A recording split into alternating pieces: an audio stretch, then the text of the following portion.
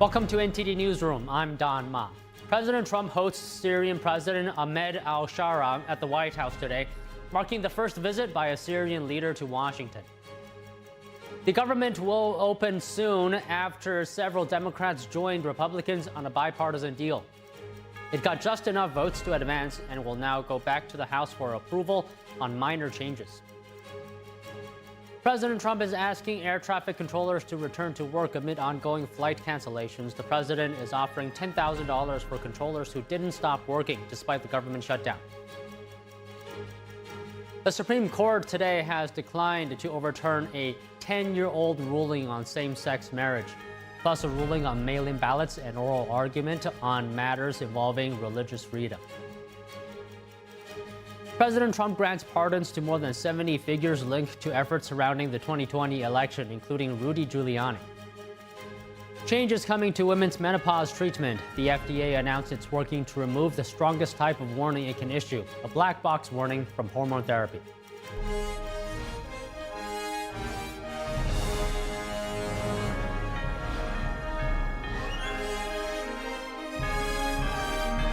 This is NTD Newsroom, live from our global headquarters in New York City. Good afternoon, and thank you for joining us. President Trump is hosting Syrian President Ahmed al-Shara at the White House today. It's the first visit by a Syrian leader to Washington. The meeting comes 6 months after Trump and Sarah met in Saudi Arabia. Sarah was seen playing basketball yesterday in Washington, D.C. The Syrian leader took office in December 2024 after the overthrow of Bashar al-Assad. Last December, the United States dropped a $10 million counter-terrorist bounty against Shara. Now, a deleted bounty notice against Shara notes his role in founding the Nusra Front and leading the group through its reorganization into HTS. The bounty notice further stated that the group had taken part in kidnappings and killings in Syria over the years, including the 2015 slaying of 20 Druze villagers. The United States revoked the designation of HTS as a foreign terrorist group in July.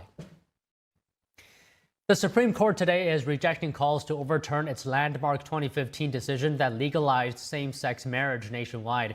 But the justices have agreed to hear a case that challenges the counting of mail-in ballots received after Election Day. NTD's Arlene Richards has more. The Supreme Court justices on Monday declined to hear an appeal from a former Kentucky court clerk who refused to issue marriage licenses to same-sex couples. The justices turned away Kim Davis, who said her faith prevented her from complying with the High Court's 2015 ruling. In September 2015, a federal judge jailed her for contempt of court. She was released after her staff issued the licenses on her behalf. 3 current justices dissented from the 2015 decision, including Justices Clarence Thomas, Samuel Alito, and Chief Justice John Roberts. In other court decisions on Monday, the justices agreed to hear a case that challenges the counting of mail-in ballots received after Election Day. The state of Mississippi will defend a state law challenged by Republicans that allows a 5-day grace period for mail-in ballots received after Election Day to be counted. A lower court ruled the law was illegal. The justices are expected to hear the state's appeal and rule on it by June.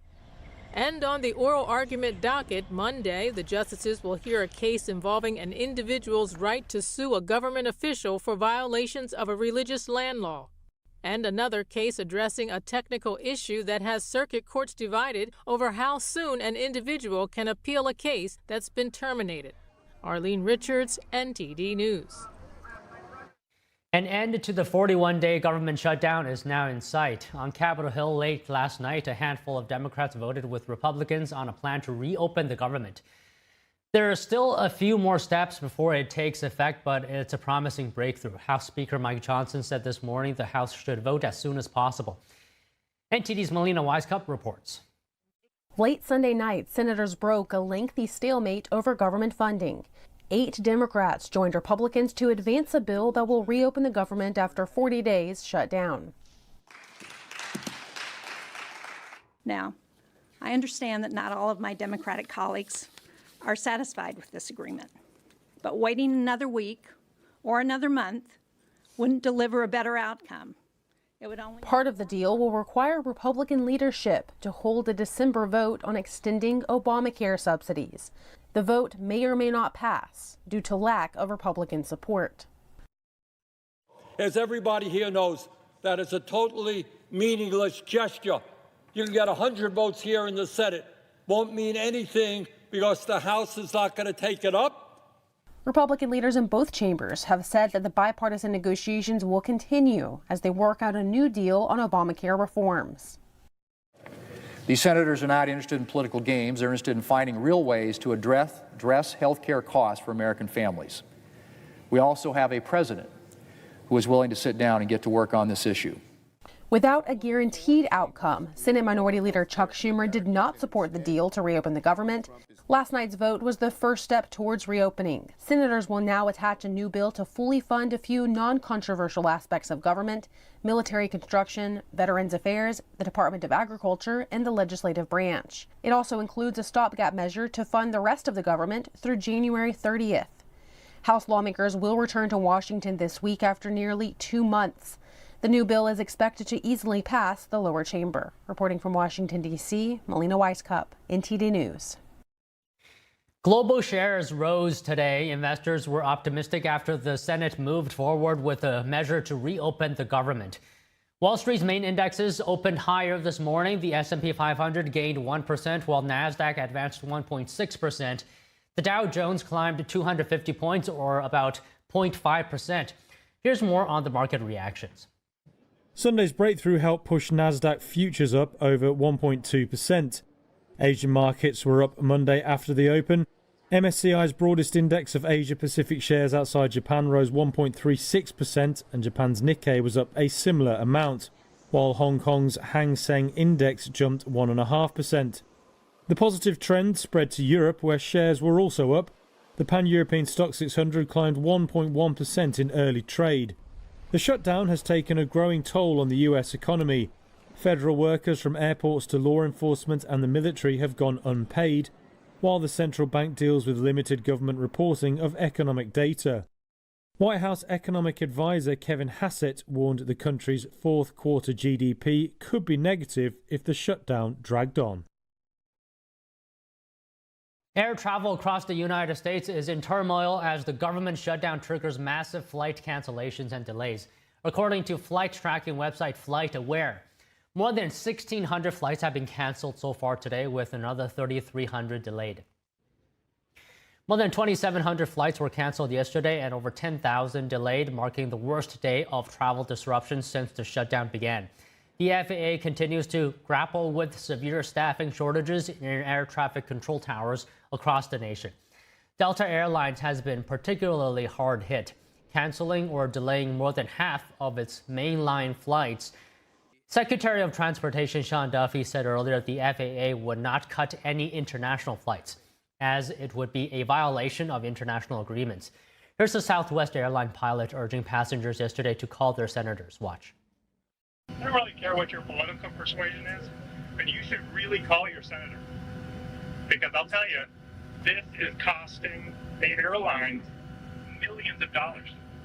And just think of 30 airplanes with one engine running. And it's going to take us at least 90 minutes to take off.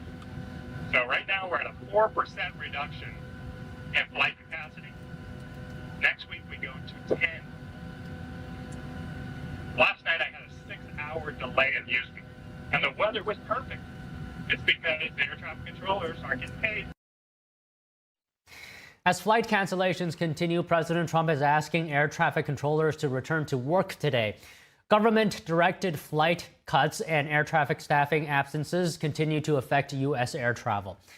Trump says, quote, all air traffic controllers must get back to work, adding that he will be recommending a bonus of $10,000 per person for those who didn't stop working during the government shutdown. The president says the people who didn't work during the shutdown did a disservice to their country. He added that workers would have gotten paid despite the issues in Congress. A federal appeals court has upheld an order requiring the Trump administration to fully fund November SNAP benefits. The First Circuit declined to pause a Rhode Island judge's ruling directing the USDA to use $4 billion originally designated for other purposes to ensure full food aid payments. But the decision has no immediate effect. Supreme Court Justice Ketanji Brown Jackson has placed a temporary hold on the lower court order. It will remain in place for 48 hours after the appeals court action. And this morning, the Trump administration returned to the Supreme Court in a push to keep full SNAP payments. Over the weekend, USDA instructed states to reverse any efforts to issue full SNAP benefits before Jackson's hold or risk financial penalties. The administration maintains that only Congress can authorize new spending and blames lawmakers for the crisis. President Trump has pardoned a number of prominent figures involving in challenging the 2020 election outcome, including Rudy Giuliani. U.S. pardoned attorney Ed Martin shared a proclamation document yesterday on social media. It named more than 70 people, including Rudy Giuliani, Sidney Powell, John Eastman, and Mark Meadows. The pardons apply to conduct tied to the individual's involvement in activities surrounding the 2020 presidential election. It also includes any conduct related to, quote, their efforts to expose voting fraud and vulnerabilities in the 2020 presidential election. The document also states, quote, this proclamation ends a grave national injustice perpetrated upon the American people following the 2020 presidential election and continues the process of national reconciliation. The proclamation also states the pardon does not apply to Trump himself. From Hungary to Belarus, President Trump is stepping up diplomatic outreach with key world leaders. NTD's Daniel Monahan looks at the latest developments, including a new envoy working to free detainees. Hungary has reached a new financial agreement with the United States. Prime Minister Viktor Orban says the deal provides a financial shield to protect Hungary from potential economic disruptions. It follows Orban's Friday meeting with President Trump at the White House, where the leaders discussed sanction relief on Russian oil and gas. The U.S. granted Hungary a one-year exemption from those sanctions. Orban says it's essential for his landlocked country, which relies heavily on Russian energy supplies.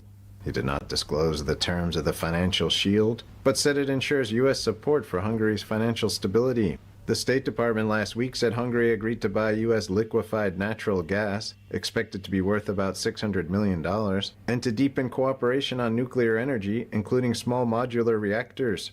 Hungary will also purchase nuclear fuel from U.S.-based Westinghouse Electric. Turning to Belarus, President Trump gave an update on his choice for special envoy to Minsk, John Cole, who helped negotiate the release of prisoners from the country. Cole says he will continue pushing for the release of more detainees. Trump has increased U.S. engagement with the authoritarian state, sending multiple delegations to Minsk this year. Belarus President Alexander Lukashenko is a close ally of Russian President Vladimir Putin. In September, Belarus freed 52 prisoners after an appeal from Trump. He had previously urged Lukashenko to release 1,400 detainees, who Trump has described as hostages. Trump wrote on Truth Social that Cole has already successfully negotiated the release of 100 hostages and is going for an additional 50. Trump added that he would like to thank Lukashenko in advance for his consideration on the release of the additional people. Lukashenko's September release was the largest mass pardon in years, part of his effort to improve relations with Washington. Daniel Monahan, NTD News. Republican Governor Greg Abbott of Texas says he plans to run for re-election. Abbott will seek his fourth term next year. The 67-year-old made his announcement at a golf course in Houston yesterday. He described the state as the heartbeat of America and said the Texas economy was growing twice as fast as the U.S. economy. Abbott has been a staunch supporter of President Trump and has supported his immigration enforcement operations. An influx of cash could be handed to millions of Americans. President Trump announced plans yesterday to offer $2,000 payments funded by tariff revenue to people outside high-income brackets. We'll have discussion about that after the break.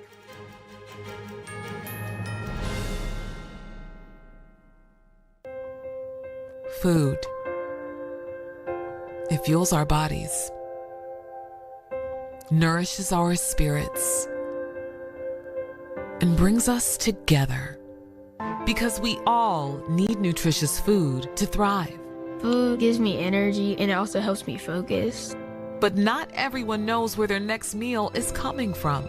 And 1 in 7 people in America face hunger. It's tougher than ever for too many of us. But the simple truth is, ending hunger is possible, and it starts with you. Call or go online to helpfeedingamerica.org and give $19 a month, just 63 cents a day, to help families in your community facing hunger. Feeding America works from coast to coast with partner food banks, food pantries, and meal programs. Your monthly gift delivers food where it's needed most, puts fresh food on the table, and helps kids have healthy meals all year round, even when school is out. You can see the difference with the kids when they're full. Food is everything. Please call the number on your screen or go online to helpfeedingamerica.org. Give $19 a month. Your first gift can double an impact. And we'll send you this free canvas grocery bag as a reminder of how you're helping to end hunger for good. When it comes down to it, it's about taking care of your family first and the loved ones that you need to provide for. Food donations help me tremendously, and I'm very grateful for the food bank. I have hope. The simple truth is, ending hunger in America is possible. You can help make it happen. The need is urgent. Call or go online now to helpfeedingamerica.org, and your gift can double in impact. Silver is the precious metal of the future. Judge Napolitano here. Since 2020, the silver price has risen as much as 190%. Why? In each of the last 4 years, rising demand for solar and electric vehicles alone has put silver supply into a deficit. But now there's another industry. AI, data centers, robots, and quantum computing could require so much silver that silver supplies could be obliterated. Could silver rise another 190% within 5 years? Find out in this new report, The AI Revolution. I bought silver and my investment is up 85%. With billions being poured into AI, it makes sense to consider silver. Call Lear Capital to get your free report, The AI Revolution, and see why it could bring record high silver. And with a qualified purchase, get up to $20,000 in bonus silver. Call 800-885-6000. 800-885-6000. 800-885-6000.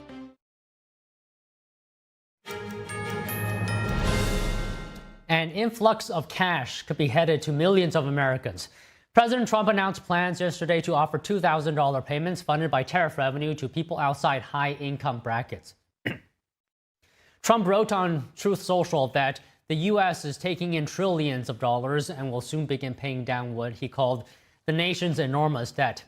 He also highlighted what he described as record investment in new plants and factories nationwide. The plan would likely require congressional approval.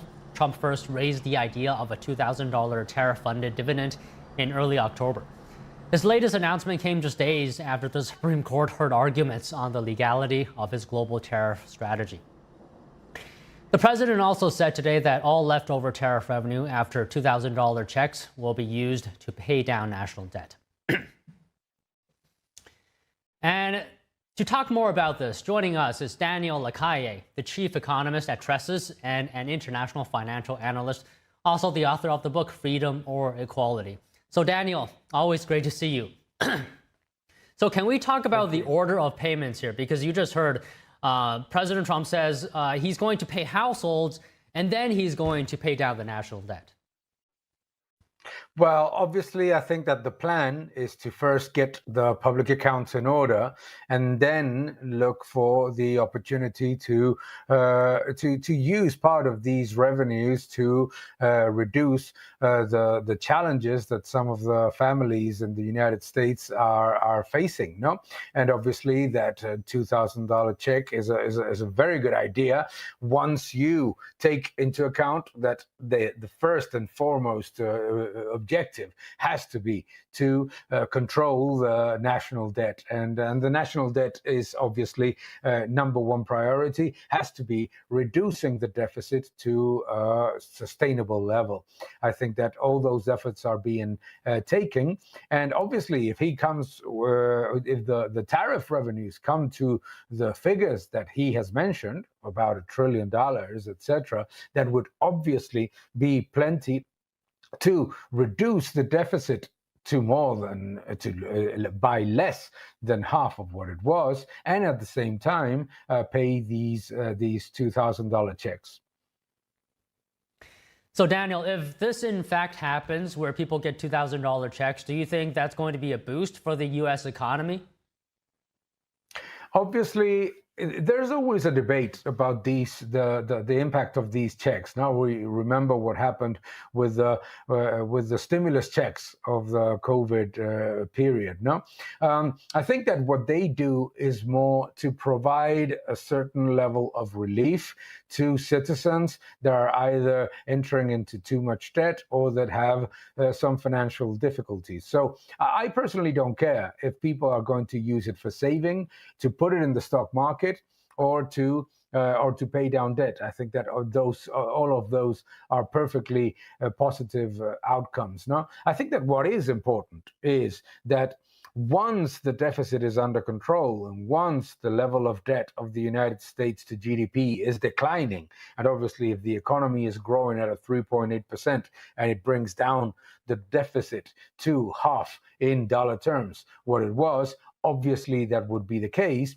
then that would be a boost to the economy. But we cannot expect a massive increase in consumption. I am always aware that a tremendous number of people are going to be using it to pay down credit card debt, which is perfectly fine with me, or to invest in the stock market, which is also perfectly fine with me. I think that what is important is that those revenues that are coming from the trade agreements are used to the best possible solution. No, so on the one hand, if you think about this, bringing down the deficit means that the tax cuts that have been implemented can be increased. So that is a positive for citizens and their affordability. No, and number two, if they on top of that get a stimulus check, that can certainly be a relief. But I would consider it from that perspective. First, bringing down the deficit. Second, obviously, looking at what to do with these enormous, absolutely, and much higher than expected, to be fairly honest, revenues coming from tariffs. So you raised the issue of stimulus checks. So how is this different from the stimulus checks that we got during the pandemic that actually fueled inflation? Oh, absolutely different. It's a great question, because a lot of people say, oh, this is going to drive inflation higher. No, because the stimulus checks were paid with newly created money, with new deficit, with more money printing, more government spending, more debt. Okay, so and this is something that is sharing with citizens an external revenue. So this is not newly created money. This is not inflationary, and it's a huge difference. Big difference to print money to provide a stimulus that obviously then backlashes and boomerangs into inflationary effects, than to use revenues that are coming from abroad to relieve those citizens that are in a more difficult position. So Daniel, can you explain a little bit to us a bit more? I know you talked about this in the past, but who pays for tariffs? If American companies, some of them do in fact pay for these tariffs, and then the money is then given back to Americans, would some people argue that this is wealth redistribution? Well, it's not wealth redistribution. First, I think it's pretty evident that the tariffs are not paid by American consumers. I think it's very simple. If tariffs were paid by American consumers, no country in the world would have raised their eyes and lifted their hands to reach a trade agreement. They would have just said, come on, let's go and let's send our products at a much higher price. It is pretty evident that global supply chains have enormous levels of overcapacity, and that tariffs are being absorbed throughout the highest level of overcapacity in those chains. However, even if you have some companies that have experienced an increase in costs because of tariffs, then the tariff is not going into maintaining margins. It's maybe eroding a little bit their margins. But it's good ultimately that some consumers receive the revenues from tariffs. Ultimately, every single measure of stimulus plan or every single measure of payment to the disadvantaged is a measure of redistribution. But this is not redistribution. American companies are doing phenomenally. American companies are not paying higher prices. When you look at the ISM prices paid, it is in line with the last 12 months. The only thing that the United States truly needs to deal with in order to bring down inflation and the cost of living is to reduce government spending, which means reducing the amount of money in the system, reducing newly created money, which is what creates inflation, which is obviously not, inflation is not the increase in prices. Inflation is the reduction in the purchasing power of the currency.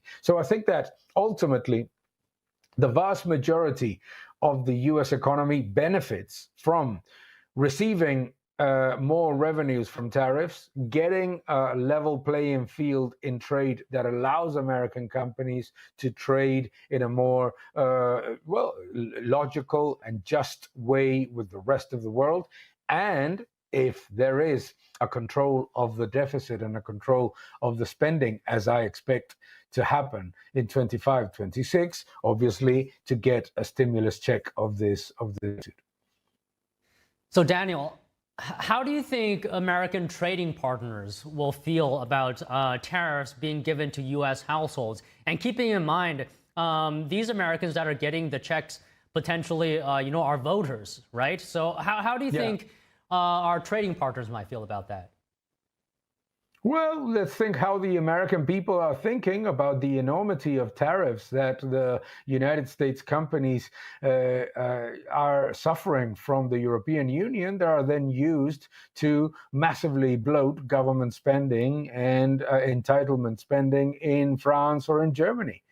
Ultimately, we're talking about management of public finances, and it is, I don't think that you can actually go to any of the US trading partners from China to the European Union to the UK and think that this is an unfair way of using tariff revenues when the European Union is using its gigantic trade surplus with the United States to finance its enormous level of government spending and of different social programs, the same as the UK. And nobody seems to be saying that Americans are paying for French pensions or that Americans are paying for UK roads, no? No question, Daniel. And you mentioned the stock market earlier, like potentially people might invest in it. If they put the $2,000 into the stock market, do you think it could benefit the stock market in terms of it rising further?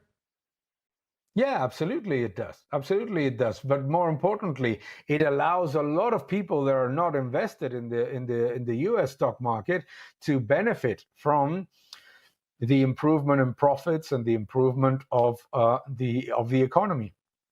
I think that ultimately, when you look at all of this, what the Trump administration is trying to achieve is pretty much what the UK tried to do in the late 70s, what the United States also did in the early 80s, which is to make the benefits of the strength of corporations, of the American economy, of all of the different aspects that generate wealth available to all citizens. If they want to invest in the stock market or in Bitcoin for that matter, it doesn't matter. It is always a positive, and it is a much better way of making the people understand that this is a positive for them than to finance enormous government stimulus packages like the Build Back Better or the Inflation Reduction Act that don't build and don't reduce inflation.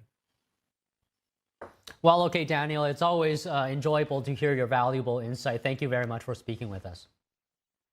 Thank you very much, Don. Have a great day.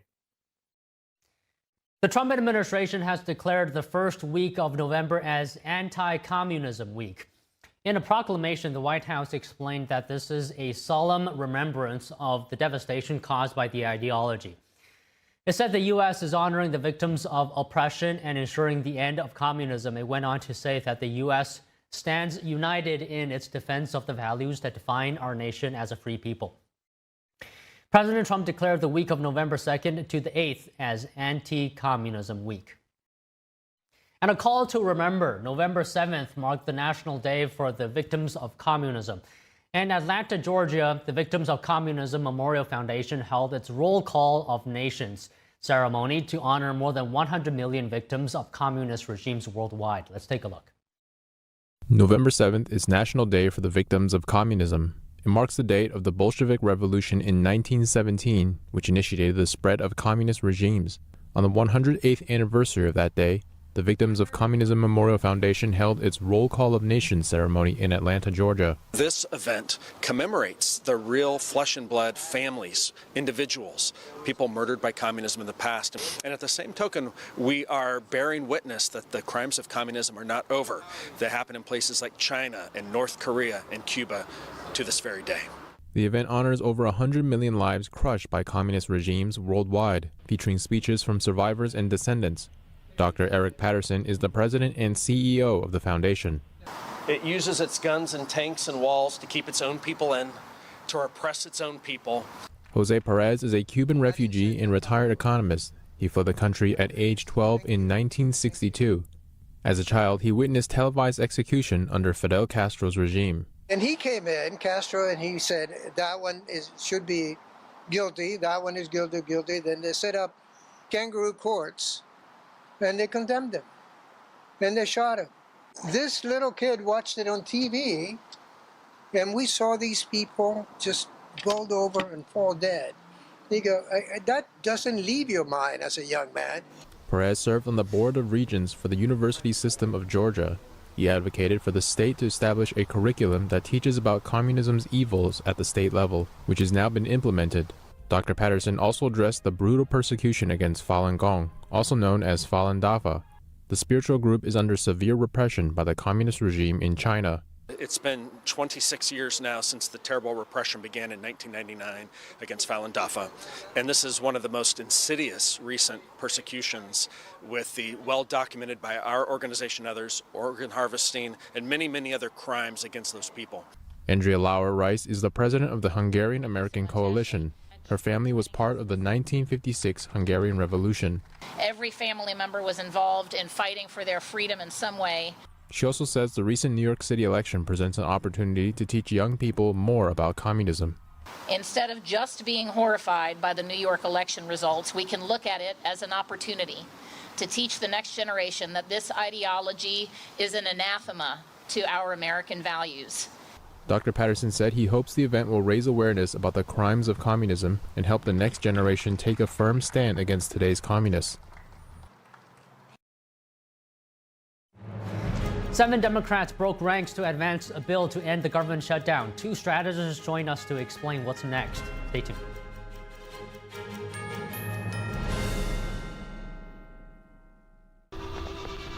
Being a cowboy, I don't know anything different from when I was 3 or 4 years old. I did tough things. I thought everybody needed to do tough things, and if you didn't, I didn't have time for it. I had a very successful career at a very young age, and life was fast. I was preparing physically. I wasn't doing anything mentally on the inside. And then I got hurt. I wanted to be better as a person, and I really dug into mental health. I start my day with 20-minute workouts. I live life 8 seconds at a time. Horses are so therapeutic. They know what you're feeling. When you're nervous, they're nervous. You won't say it back, but we're pals. I take a lot of responsibility in taking care of my kids, my family, and being there for them. You're gonna have tough days. Everybody does. Find a place to stop and just breathe. Love your mind. We said we'd never give in to a meltdown. Okay. And we'd never babysit with a screen. We said we'd never let the toys take over. Mariella! Never leave the house looking, well, and never let them out of our sight.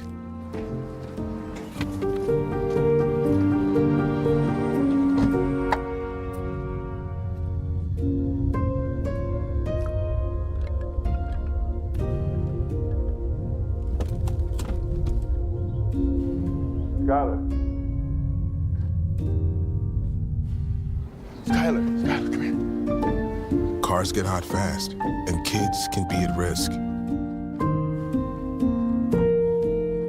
Before you leave the car, always stop, look, lock. Every day, thousands of kids start vaping. And I can't let this happen to my kid. Of course, it's awkward to talk to your kids about the dangers of vaping. Hey, bestie, how sketch is me?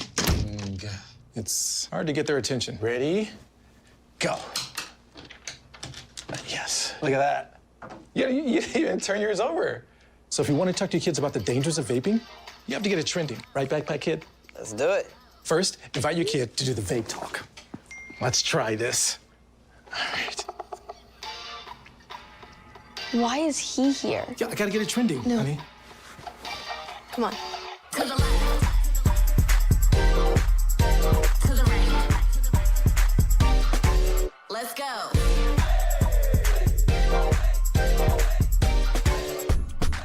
Oh, honey, can we talk? Yeah, what's up? I see a lot of your friends vaping. Visit talkaboutvaping.org for tips on when and how to have the vape talk.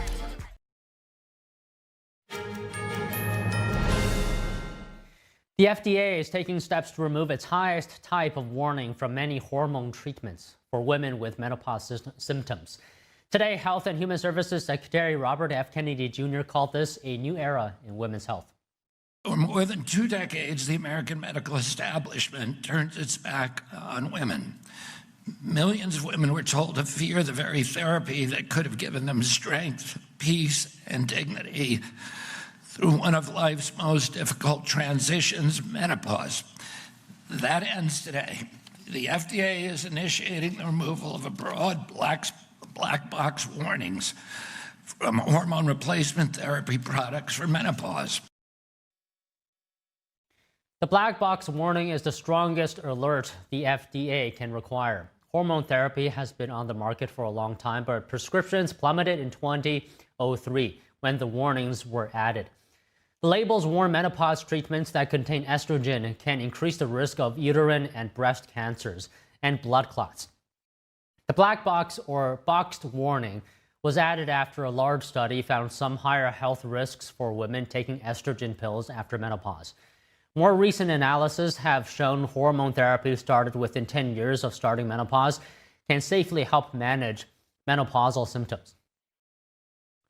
2 top executives at the BBC quit yesterday following accusations of bias at the British broadcaster. One complaint involved a speech by President Trump in 2020. Here are the details. 2 top leaders of Britain's BBC resigned on Sunday amid allegations of bias at the broadcaster, including over the editing of a speech by President Donald Trump.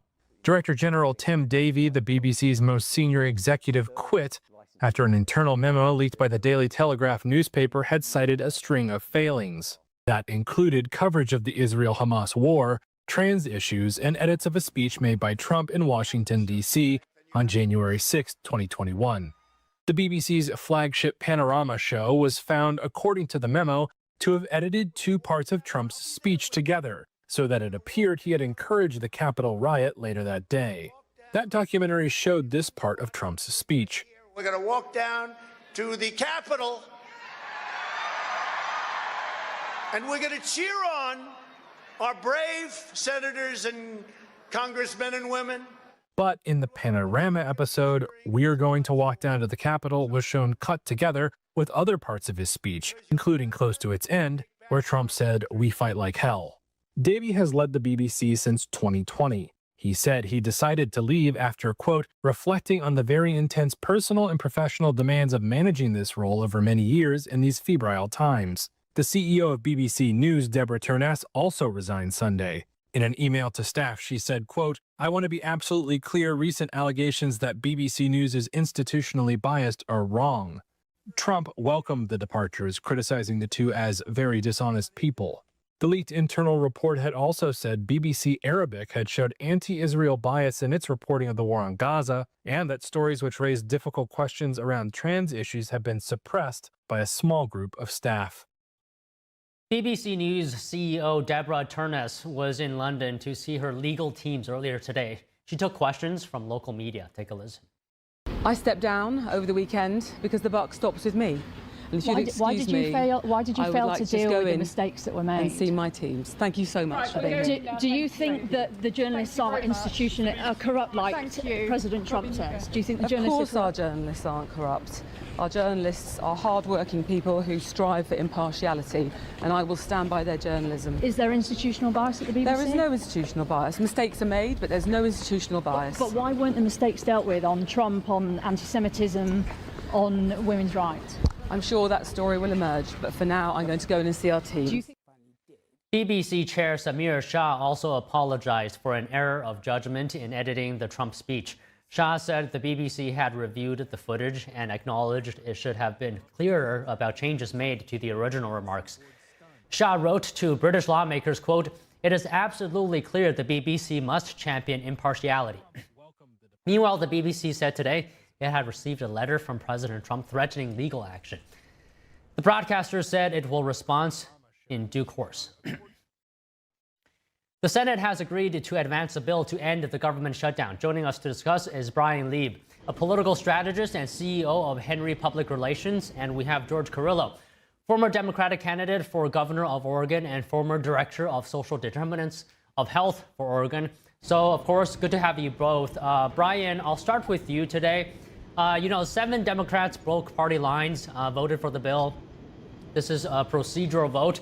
And Senate Majority Leader John Thune promised that the Senate will take up a vote on extending the Affordable Care Act subsidies later this year. So that's the overall gist of what happened.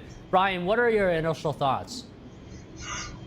Well, as someone that felt this government shutdown pain personally on Saturday trying to get home at the airport, I could tell you that I'm very happy that several Senate Democrats have decided to vote along with their Republican colleagues to reopen the government.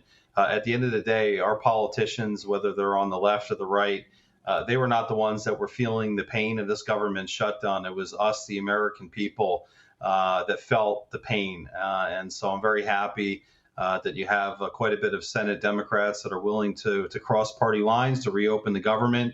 But I think once we get through this, if I'm being honest with you and with the audience, we've got to find a way to stop governing in this country from one continuing resolution to another, because these situations, they happen every single time. So bottom line, very happy to see Democrats and Republicans coming together to reopen the government. Right. I think a lot of people would agree with you on the CR point, Brian. So, George, now let me go to you. How do you feel about the current situation as it stands? Well, I'm disappointed in the Democratic Party. We had our biggest win last week where we swept the elections on Tuesday night. And then here, Senator Schumer proposed, I think, a good compromise on the ACA subsidies on Friday. And we didn't allow for enough time for negotiations to further. And Democrats caved, the ones that voted yes on this. So it's a double-edged sword for me because, yes, it's great that we're opening up the government, but also, too, the Democratic Party, they came out and said, Senator King came out today and said, that they can win against Trump. And so this is the outcome. So what was the point of these past 40 days of this government shutdown? Okay, so Brian, what do you think about what George said? He sort of, raised the point that perhaps Democrats caved in this situation. What do you think ultimately persuaded the 7 Democrats to vote for this bill? Well, with respect to my co-panelists, I think it's very unfortunate that someone is saying that they're not happy that the government is reopening. The fact that some of his Democratic colleagues in the Senate decided to cross party lines shows that bipartisanship still exists in this country. And I think that's a pretty positive thing for all of us to be happy about and be hopeful about, especially in the world of politics in America where everything is very divisive. But listen, for the Senate Democrats that decided to cross party lines and make a deal with Republicans, I give them an enormous amount of credit for stepping up and doing the right thing for the American people, regardless of their party. It was the right thing for every politician, regardless of being a Democrat or Republican, to do the right thing for the American people, to find a way to come to some kind of compromise and reopen the government. So, George, didn't Democrats get a stopgap funding measure rather than a full fiscal year funding package? Because it buys Democrats more time to negotiate, right, by not locking into a full year package right now.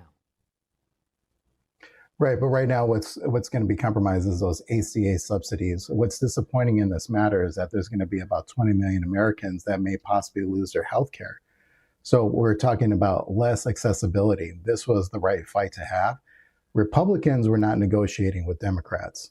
And so we were standing strong on these healthcare subsidies. The president was trying to use not paying SNAP benefits as one of his tactics to put more pressure on the Democratic Party. The courts came in and said that Trump was overreaching like he has been. And so right here, where the disappointing point for myself and for the Democratic Party is that we're not really having compromises. This is a tug and war situation right now that's happening. And in the end, it's still going to be Americans that are going to lose out. Remember, there's going to be about 20 million people that are going to lose their health care.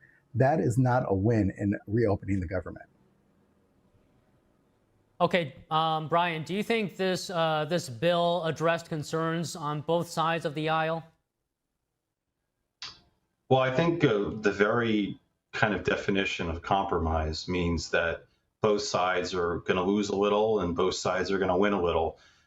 So in a situation like we have right now, that's what happened. There's some things that Republicans wanted, there's some things that Democrats wanted, and both sides didn't get it, and they had to meet in the middle, and they had to compromise. But I want to just come back to the earlier point that I made. I mean, the fact that in 2025 and going on almost 250 years of our great country being in existence, that we're still governing from one CR to another, one crisis, to another, really got to find a way to do this better. Because trust me, the American people, regardless if you're, a Republican like myself or a Democrat like my colleague here, I don't think any of us are very happy to see grown men and women not being able to come to terms, for deals like this. So, I think it's a bigger issue in terms of how we're funding the government and the kind of money that we're spending in the first place. But bottom line is I'm pretty happy that our government's hopefully going to be reopening very soon. So, George, maybe you can address what Brian said about going from one CR to the next. So right now, our system of government right now isn't working for the American people. It's not about which side is losing.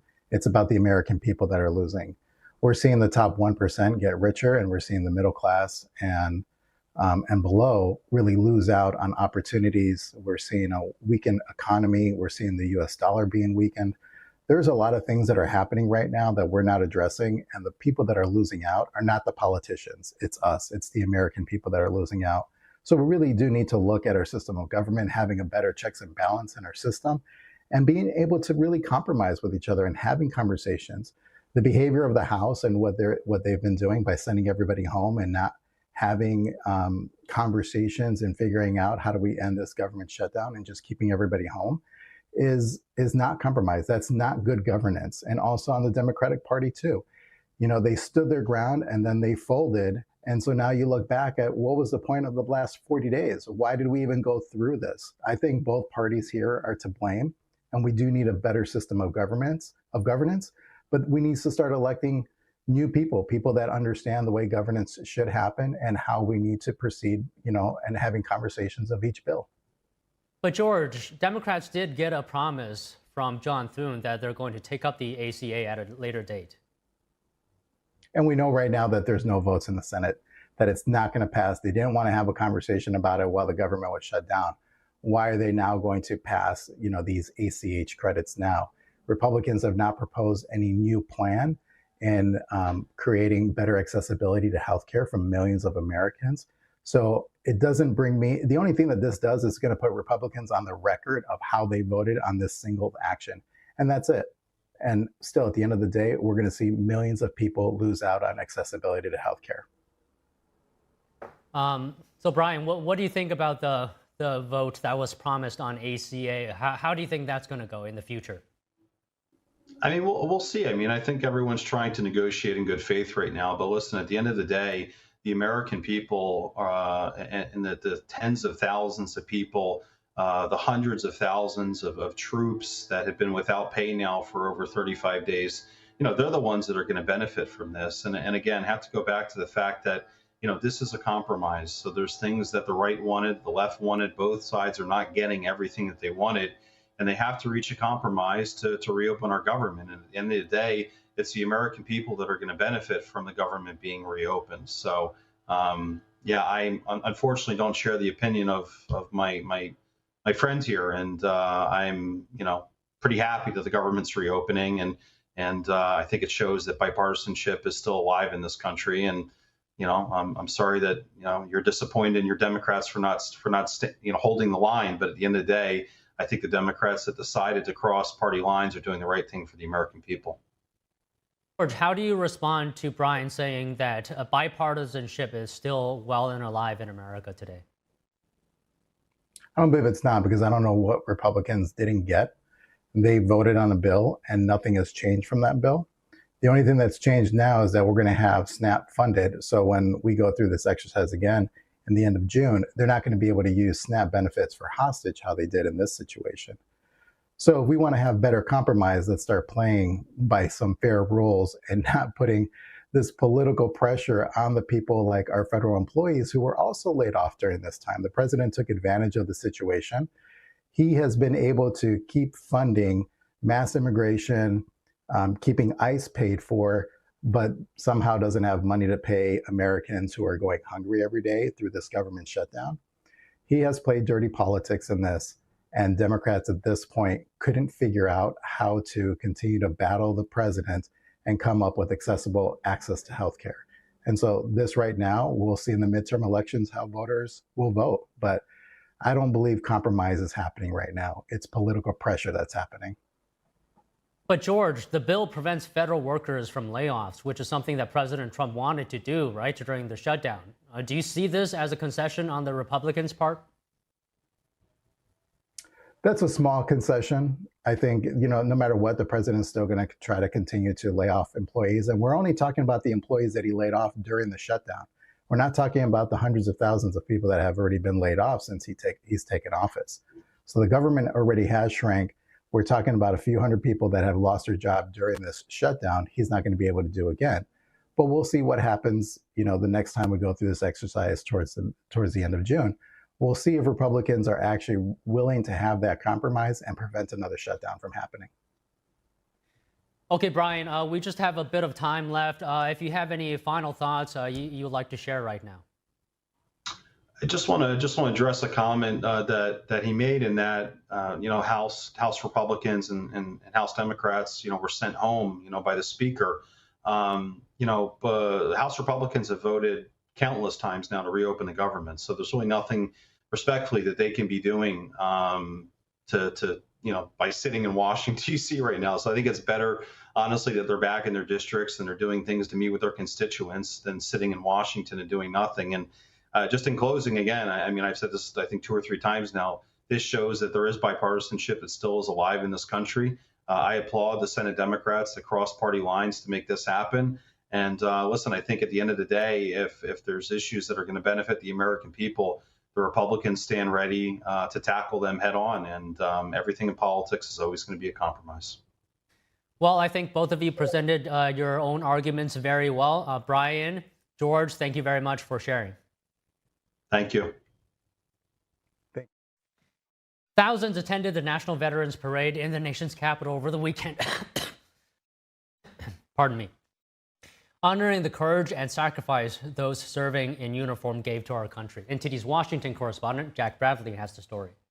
America, Here in the nation's capital, we celebrate veterans here at this parade with the Grand Marshal General Michael Flynn and many people paying tribute to veterans here around the world. This is the National Veterans Parade Foundation that's putting on the only nationally recognized veterans parade in the country. Despite the government shutdown, this parade is going on without a penny from the U.S. government. And you can see that beautiful flag up there. So that's the fire department of Washington, D.C. that did this for us, and they're just wonderful, wonderful people. This is the third annual National Veterans Parade, held right in front of the National Archives on Sunday, filled with veterans groups and marching bands.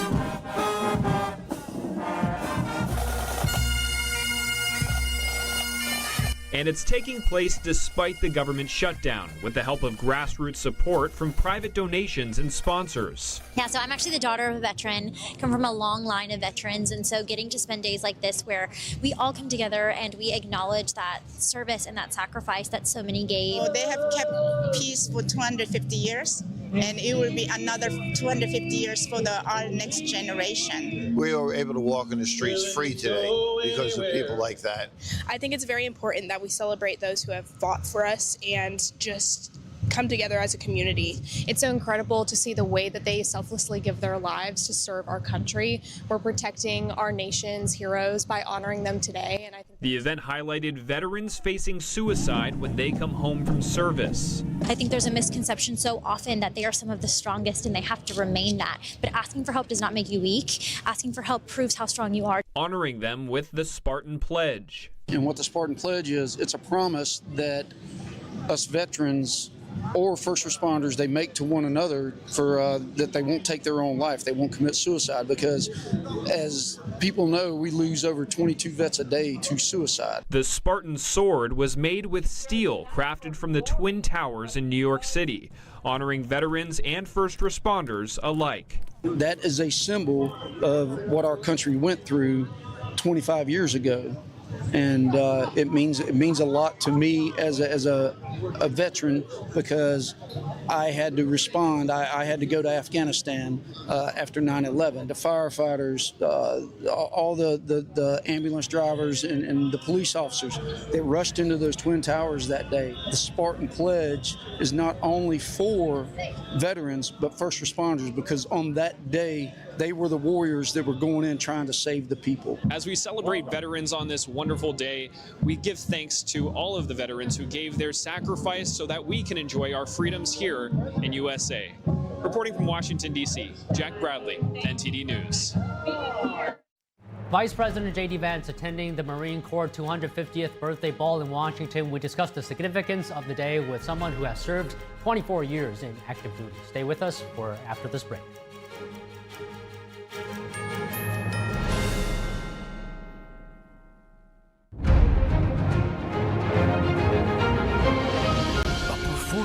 That truly matters for each and every one of us. This is what you've been waiting for.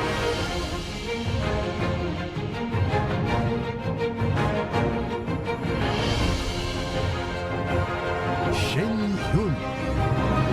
Get tickets now at shenyun.com. Don't wait. Call now to find out about our Medicare plan. Why do we have to sit through so many Medicare commercials this time of year?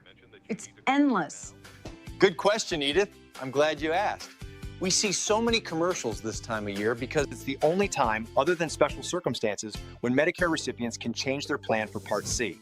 Original Medicare only covers Parts A and B, but a Medicare Advantage plan has additional benefits that Original Medicare doesn't offer.